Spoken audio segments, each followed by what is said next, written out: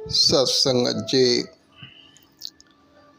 कहते हैं कि भक्त दिखना और भक्त होना दोनों अलग बातें हैं। कि एक दिखना कि भाई एक कोई ऐसा वस्त्र धारण कर लेना या फिर गले में कंठी टांग लेना, माथे पे तिलक कर लेना,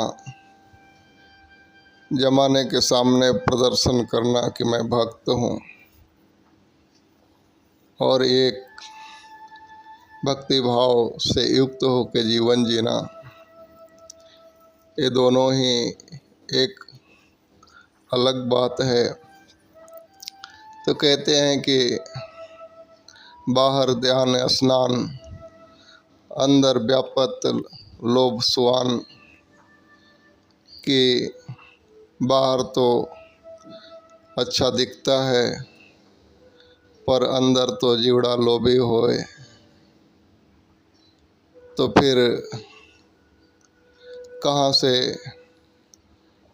वो भक्त बन सका।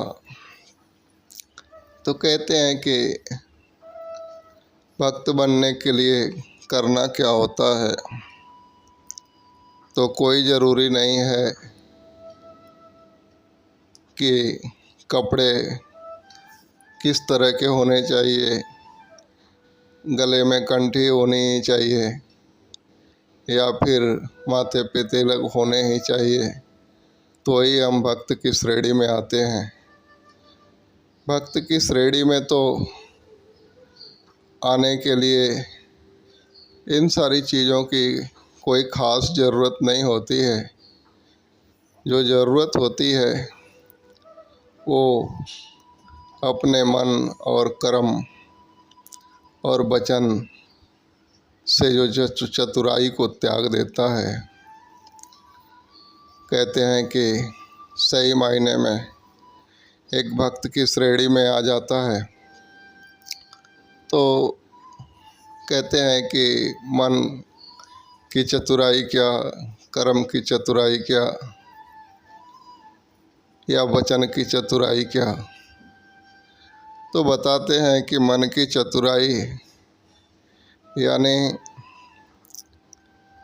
जो हम हैं और जो हम दिख रहे हैं, अगर दोनों में अंतर है तो ये मन की चतुराई है कि इंसान है कुछ और अपने आप को प्रदर्शित कुछ और करता है। तो इसको त्यागना पड़ेगा कि जो है वही दिखाने का भी प्रयास करें, या जो दिखाने का प्रयास कर रहे हैं वैसा बने। और दूसरी चीज़ कहते हैं कि कर्म की चतुराई कि इंसान करता कुछ है और दिखाता कुछ है। तो जैसे कहते हैं कि संगत के अंदर भी बैठा हुआ इंसान, वहाँ पे जो उसके व्यवहार हैं, जो कर्म है कुछ अलग ही हैं, और वहाँ से हटने के बाद कुछ अलग ही करता है। ये कहते हैं कि कर्म की चतुराई। और वचन की चतुराई कि जैसा वो कहता है, जैसा बोलता है, वैसा खुद जीता भी नहीं है। जीवन जीने का तरीका अलग है और लोगों को राय मशवरा देना या बातचीत करने का तरीका अलग है। तो ये हो गई जो है कि वचन की चतुराई।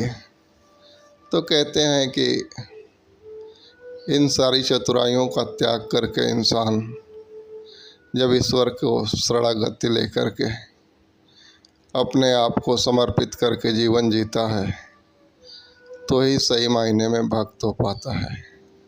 तो आइए हम खुद को देखें, खुद को जांचें कि हमने हमारी चतुराई को त्यागा है या फिर अपनी चतुराई चला ही रहे हैं। इसकी ज़रूरत है साथ संगत जी।